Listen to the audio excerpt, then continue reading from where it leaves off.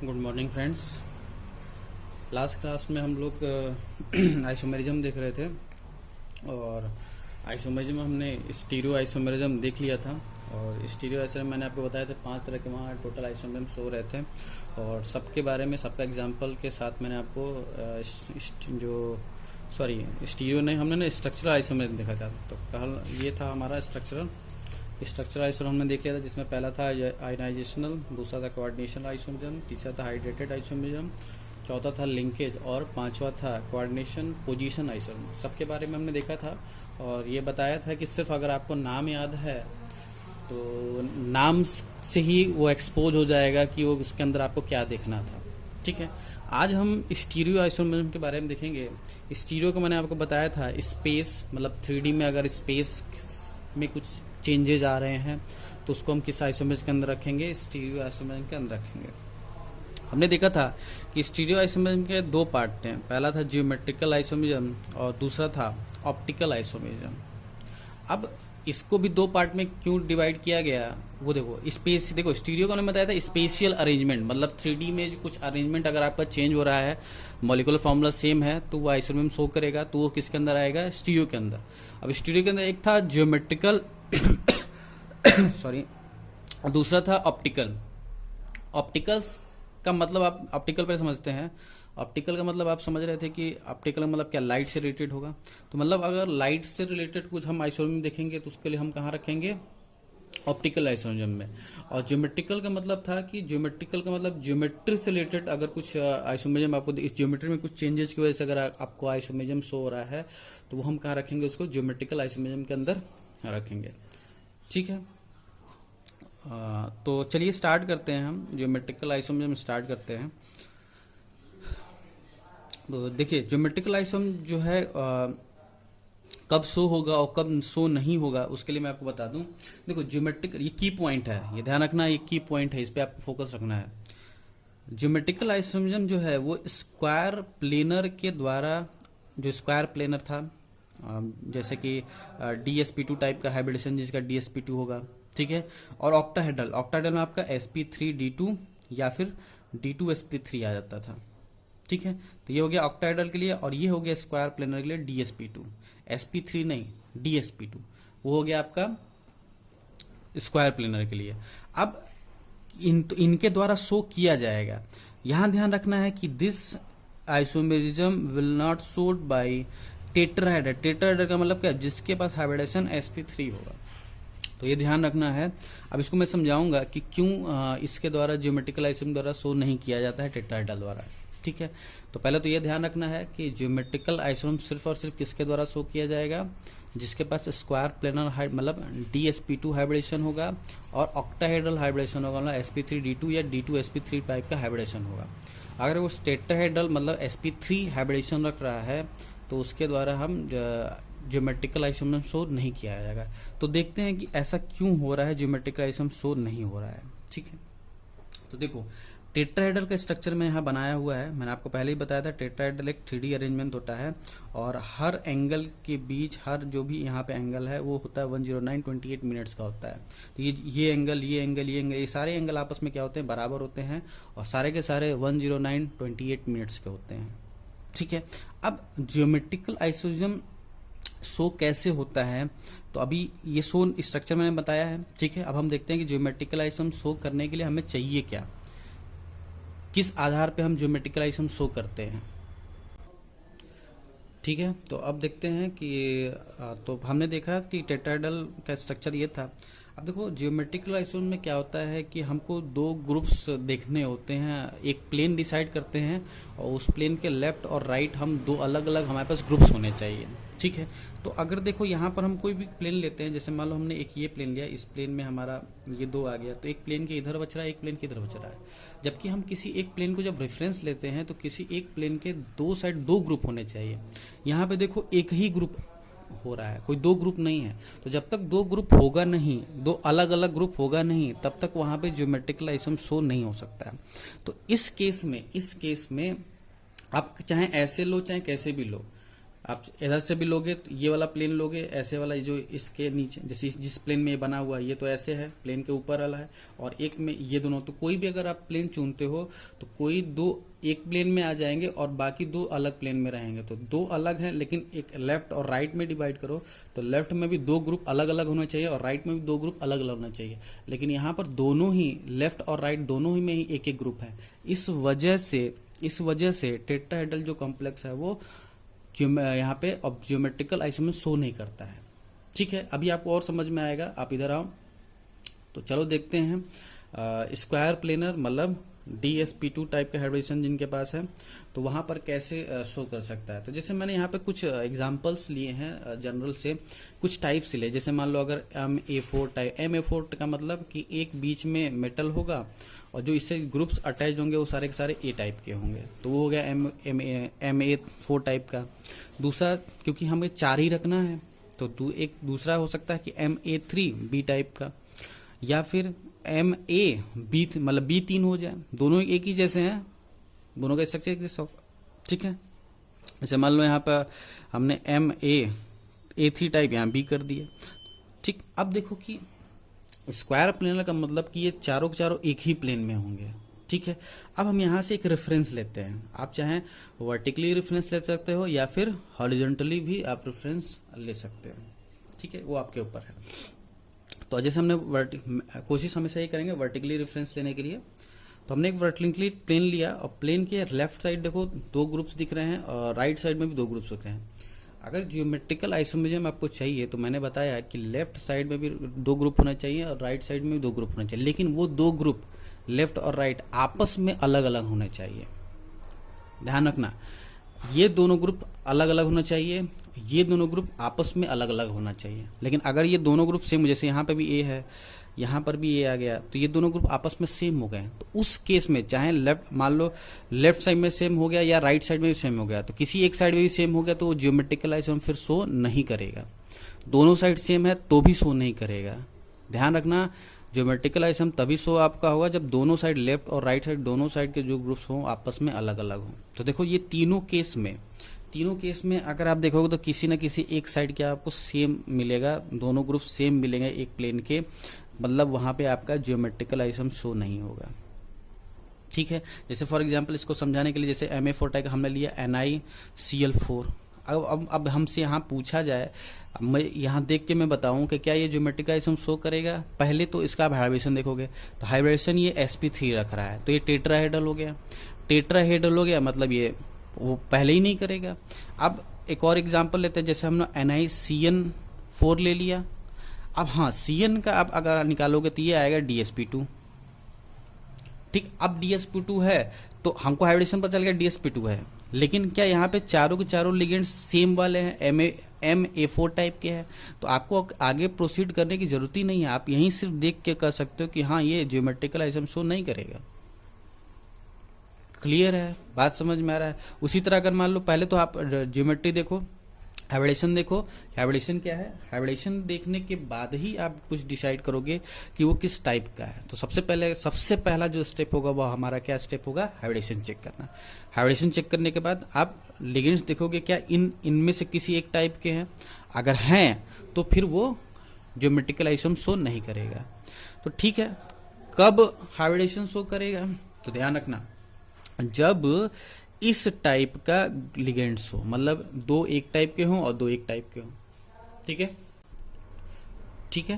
तो अब जैसे एग्जांपल लेंगे हमने PtCl2 NH3 का 2। देखो अब ये दो एक टाइप के हैं, तो इनका हाइब्रिडेशन जब निकाला गया तो वो DSP2 टाइप के हुए, टेट्राहेड्रल नहीं, आपके क्या हुए, स्क्वायर प्लेनर, तो उसका स्ट्रक्चर ये बना। ठीक, अब देखो यहाँ पे एक Cl हो गया, यहाँ पे एक Cl हो गया, यहाँ पे एक Cl हो गया, तो क्या इस प्लेन, अगर इस प्लेन को मैं रेफरेंस मानूं तो क्या ये दोनों सेम है? सेम है, बिल्कुल।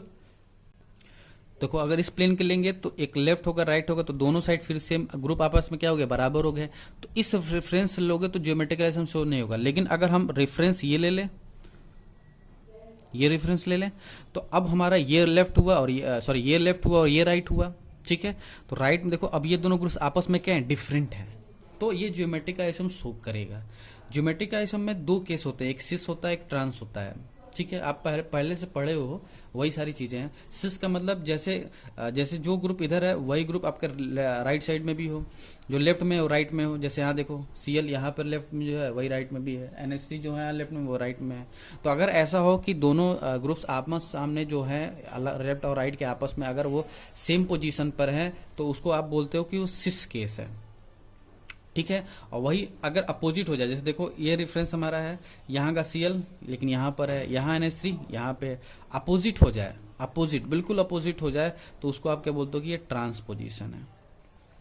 तो ध्यान रखना, सिस ट्रांस दो अलग अलग हैं। स्पेशियल देखो सब कुछ सेम है, बस स्पेशियल अरेंजमेंट क्या हो रहा है, चेंज हो रहा है, इसलिए इसको ज्योमेट्रिकल आइसोमेर के अंदर रखा जाता है। तो ये जरूर आप ध्यान देना कि प्लेन और रेफरेंस जब लिया जाए तो जो प्लेन और रेफरेंस के लेफ्ट और राइट जो ग्रुप बनते हैं वो ग्रुप आपस में डिफरेंट हो, तभी वो ज्योमेट्रिकल आइसम शो करेगा। ये ध्यान रखना है। क्लियर है, बात समझ में आ रही है?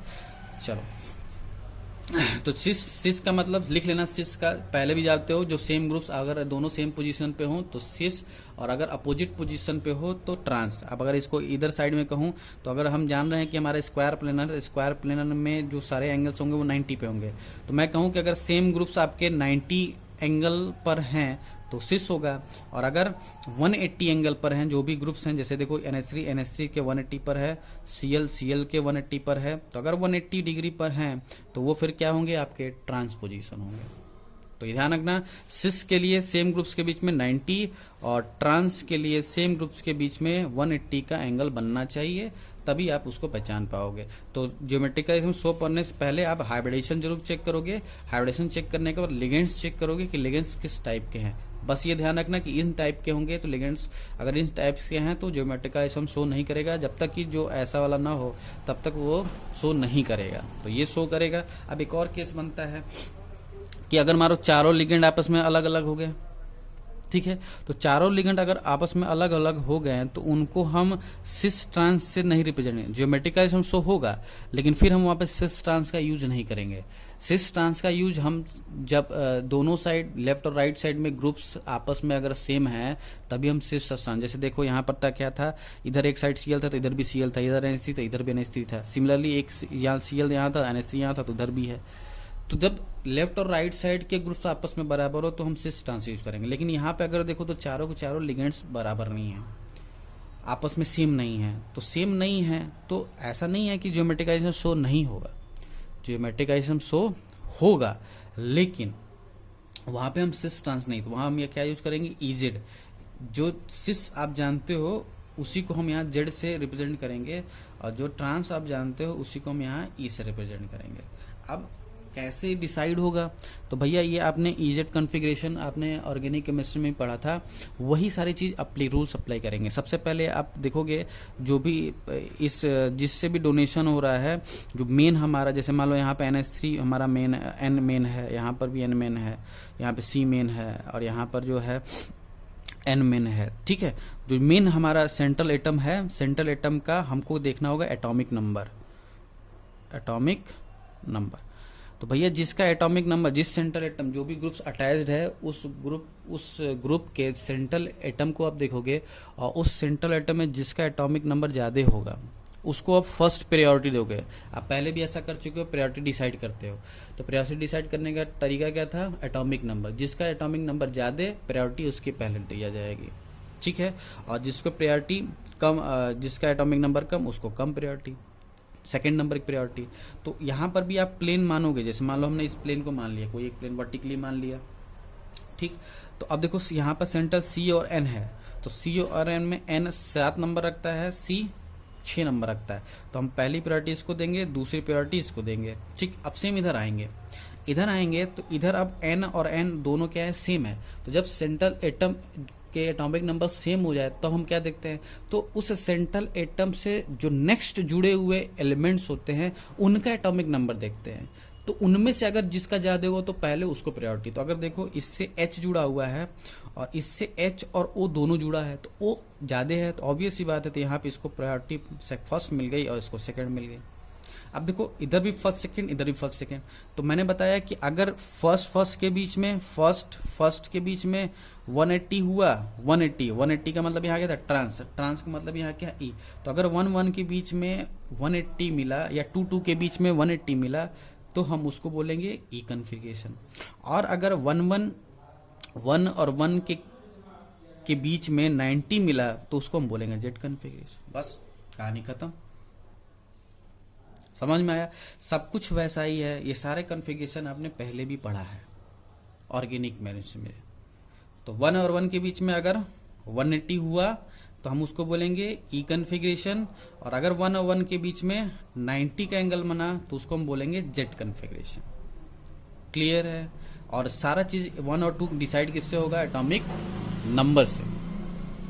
ठीक है, अब देखो ये हो गया तीसरा केस। चौथा केस एक ये हो सकता है जैसे जो बाइडेंटेट होते हैं उनके लिए है ये, जैसे दोनों बाइडेंटेट, दो का मतलब दो लिगेंड का मतलब है दो डोनर हैं, तो जो बाइडेंटेट हैं अब उन्हीं को 2 बार बना दिया गया।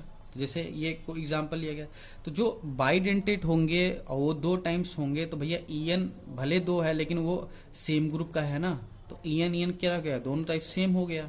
और वही हमको नहीं करना, मतलब वो आपका ज्योमेट्रिकल आइसोमेरिज्म शो नहीं करेगा। तो कौन सा शो करेगा ये ध्यान रखना। सिर्फ अब यहाँ पे मैं लिख दे रहा हूँ कि शो कौन सा होगा, तो ध्यान रखना जो शो करेंगे GI geometrical isomerism will show, कौन कौन से शो करेंगे, जो MA2 B2 टाइप के होंगे। सबसे पहले तो जो शो करेंगे उसी की याद रखो, बाकी अगर इस कोई अलग टाइप का देखते हो तो लिख देना वहां ज्योमेट्रिकल शो नहीं होगा। तो पहला MA2 B2 टाइप का शो करेगा, और दूसरा अगर वो चारों लिगेंड आपस में बराबर नहीं है, मतलब सेम नहीं है, MABCD टाइप का। तो सिर्फ ये ही 2 टाइप के आपके ज्योमेट्रिकल आइसोम शो करेंगे। बस शर्त ध्यान रखना कि हाइब्रिडाइजेशन DsP2 होना चाहिए, ये जरूर ध्यान रखना, और लिगेंड्स इस टाइप के होने चाहिए। तो अगर ये 2 चीज अगर आपने देख लिया, पहचान लिया, तो GI शो होगा किसके केस में, स्क्वायर प्लेनर के केस में। अभी ध्यान रखो सिर्फ हम स्क्वायर प्लेनर की बात किए हैं, ऑक्टाहेड्रल की बात नहीं किए हैं। ठीक है, तो ये की पॉइंट है, इसको ध्यान रखना कि यही शो करेगा। इसके अलावा अगर आपको कुछ भी दिखता है तो वहां पे तुरंत बोलना कि वो जीआई नहीं शो करेगा। ठीक है, चलिए अब आते हैं हम ऑक्टाहेड्रल। तो ऑक्टाहेड्रल में जैसे कोऑर्डिनेशन नंबर क्या होना चाहिए, 6 होना चाहिए, इसलिए मैंने 6 लिखा है। और ऑक्टाहेड्रल का स्ट्रक्चर मैं आपको फिर बताया हूँ पहले भी कि प्लेन में 4 रहेंगे। जैसे आपको प्लेन में दिख रहे हैं ये सारे के सारे एक ही प्लेन में हैं, और प्लेन के ऊपर एक परपेंडिकुलर होगा और प्लेन के नीचे एक परपेंडिकुलर होगा, और यहाँ पे सारे एंगल्स एक दूसरे क्या होंगे, 90 डिग्री पर होंगे, चारों प्लेन के हो या प्लेन के ऊपर परपेंडिकुलर हो या नीचे परपेंडिकुलर, सारे एंगल्स यहाँ पे क्या होंगे, 90 की डिग्री के होंगे। ठीक है, अब जैसे हम वहाँ पे केस बनाते थे तो केस कैसे हो सकता है, देखो सबसे पहले केस ये होगा कि MA6 टाइप का, मतलब एक सेंट्रल मेटल एटम है और सारे लिगेंड्स क्या हैं, सेम है 6 टाइप में। जैसे FeCN6 टाइप का, ऐसे हम सब पढ़ चुके हैं FeCN6 टाइप का। तो अगर सारे लिगेंड्स बराबर हैं तो पहले ही वही समझ जाना कि यहाँ GI शो नहीं होगा पहले ही। और यहाँ पे ध्यान रखना ऑक्टाहेड्रल में हाइब्रिडेशन sp3d2 भी चलेगा और d2sp3 भी चलेगा, दोनों टाइप के हाइब्रिडेशन यहाँ चलेंगे और दोनों ही द्वारा शो कर सकते हैं। पहले तो ये ध्यान कर सकते हैं। अब लिगेंड डिसाइड करेगा कि वो करेगा कि नहीं करेगा। तो पहले सबसे पहले कि अगर MA6 टाइप का है तो वहाँ सारे लिगेंड्स बराबर हो जाएंगे जो नहीं होने चाहिए, क्योंकि अगर बराबर हो गए तो कहीं भी प्लेन ऑफ सिमेट्रिसिटी लोगे तो हर जगह से ग्रुप्स क्या आएंगे, सेम आएंगे, और जबकि ऐसा शो नहीं होना है, सेम नहीं होना चाहिए। ठीक, तो सबसे पहला हटाओगे MA6 टाइप का ज्योमेट्री अगर है तो वो ज्योमेट्रिकल आइसोमेरिज्म शो नहीं करेगा। ठीक, दूसरा आते हैं कि जैसे मान लो कि एक अलग हो गया, MA5B आ गया, एक लिगेंड चेंज हुआ, तो अगर MA5B भी आया तो भी वो GI शो नहीं करेगा। क्यों नहीं शो करेगा, वहाँ देखो, अगर MAB5 है तो 4 आप कहाँ रखोगे, प्लेन में, एक प्लेन एक नीचे होगा और B एक ऊपर होगा, या इस B को एक प्लेन में रख सकते हो और बाकी जो 3 प्लेन में और 2 ऊपर नीचे। तो कहीं से अगर प्लेन ऑफ सिमेट्रिसिटी लेते हो, प्लेन ऑफ सिमेट्रिसिटी लोगे, तो जैसे मान लो यही प्लेन ऑफ सिमेट्रिसिटी, तो इधर 2 क्या हो गए, सेम हो गए, तो सेम हो गए तो नहीं, किसी एक साइड भी सेम हुआ ज्योमेट्रिकल शो नहीं होगा। मान लो यहाँ पे आपने लिया, इधर भी सेम हो गया, इधर भी सेम हो गया, आपने इसको लिया तो भी ये दो सेम हो गए, ये दोनों फिर अलग है। तो अगर एक साइड भी कहीं सेम हो गया तो GI शो होगा ही नहीं। दिख रहा है? तो M5B टाइप का भी होगा तो भी ज्योमेट्रिक आइसम शो नहीं होगा। हाँ, दूसरा वाला केस इंपॉर्टेंट है। दूसरा वाला केस आपका ज्योमेट्रिक आइसम शो कर सकता है। वो किस टाइप का होना चाहिए कि मान लो 4 एक टाइप के हो गए और 2 एक टाइप के आ गए, तो चाहे वो MA4B2 टाइप के हों या MA2B4 टाइप के हो, दोनों केस सेम है। ठीक है, तो उसके द्वारा ज्योमेट्रिक आइसम शो किया जाएगा। ठीक है, कैसे किया जाएगा और क्या सिस्टेंस कैसे बोलेंगे वो देखो। यहाँ पे हम क्या करेंगे, 2 एक टाइप के हैं तो दो कम वाले हैं, जैसे यहाँ कम कौन है B, यहाँ कम कौन है A, तो जो भी कम वाला होगा, जिनका नंबर कम होगा, हम उन्हीं पे फोकस करेंगे, ज्यादा वाले को फोकस नहीं करेंगे। कम वाले को क्या करेंगे, फोकस करेंगे, कम वाले को ही देखना है हमें। जैसे इस केस में B कम है कि B के 2 ही नंबर से, A के 4 है, तो देखोगे अब B वाला कहाँ पर है, B वाला कहाँ पर है। अगर B और B के बीच का एंगल 90 बना, जैसे B जो कम वाला है, जैसे इस केस में B कम इसलिए B बोल रहा हूँ, तो B और B के बीच में अगर 90 का एंगल है तो उसको बोला जाएगा सिस पोजीशन। और अगर वही B और B के बीच में जो कम वाला है उसके बीच का एंगल अगर 180 हो गया तो उसको बोलेंगे हम ट्रांसपोजिशन। ठीक है, तो ये ध्यान रखना है। तो अगर जो कम वाला है उसके बीच में अगर सेम मिनिमम जो एंगल हो 90 है का है तो उसको सिस बोलोगे, और अगर मैक्सिमम का है, मतलब 180 मैक्सिमम हो सकता है, मिनिमम 90 होगा, तो वो होगा आपका ट्रांसपोजिशन। ठीक है, अब इसको क्या करोगे, अब जैसे इस केस में देखते हैं, जैसे यहाँ पे क्या है हमारा A कम है B ज़्यादा है, तो हम यहाँ किसको देखेंगे, A टाइप को। तो अब देखो A टाइप कहाँ है, जैसे हमने यहाँ पे दोनों B टाइप को ही माना है, अभी A टाइप का मैं आपको बताता हूँ। तो जैसे यहाँ पे देखो हमने B को देखा था तो वो अपने मैक्सिमम पोजीशन पे है, क्योंकि ये भी परपेंडिकुलर है ऊपर और ये भी नीचे परपेंडिकुलर प्लेन के। तो अब B एक कुछ ऐसा हो गया कि ये बीच में प्लेन है, B यहाँ पर है, B नहीं यहाँ पर है। तो अब यहाँ से देखो B और B के बीच कितना एंगल है, ये होगा पूरा आपका, पूरा कितना हो गया 180। ठीक है, अब 90 का केस देख लो। अब आपने इस B को हटा के कहीं पे भी रख दो, एक को वहीं रखो और प्लेन में कहीं पे रख दो, तो ये प्लेन हो गया। अब प्लेन के नीचे, प्लेन में आपने कहीं पर भी B रखा तो ये प्लेन में रहा, और एक इधर परपेंडिकुलर, तो कहीं पर भी B हो तो उसके बीच में देखो कितना 90 बनेगा। तो उस केस में आप उसको क्या बोलोगे, सिस बोलोगे। वैसा ही इस टाइप का हो जाएगा। जैसे मान लो हमने इसको यहाँ ऐसे बनाया, 2 A है तो हमने ऊपर रखा, एक को नीचे रखा और बाकी प्लेन में रख दिया B। तो यहाँ पे देखो A और A के बीच में ऊपर पर नीचे कितना है 180 का मतलब ये कौन सा केस है, ट्रांस केस है। यही A अगर यहाँ पे आ जाए, B यहाँ चला जाए, तो वो केस कैसा बन जाएगा आपका, सिस का बन जाएगा। ठीक है, तो यहाँ पे ध्यान रखना है कि MA4B2 या MA2B4 टाइप के आपके क्या करेंगे, ज्योमेट्रिक आइसम शो करेंगे ऑक्टाहेड्रल के केस में। ठीक है, चलो तो अभी और 2 टाइप हैं। ठीक है, उसके बाद हमारा ऑप्टिकल आइसोमेरिज्म है, तो उसको हम कल देखते हैं क्योंकि लेक्चर लंबा हो रहा है। ठीक है, तो हम कल इसको देखेंगे। तो आज के लिए अब इतना ही रोकते हैं और बाकी का हम यहीं से कल देखेंगे, और कल कुछ क्वेश्चंस भी हमने ट्राई करेंगे। ठीक है, तो आज के लिए इतना ही। Thank you.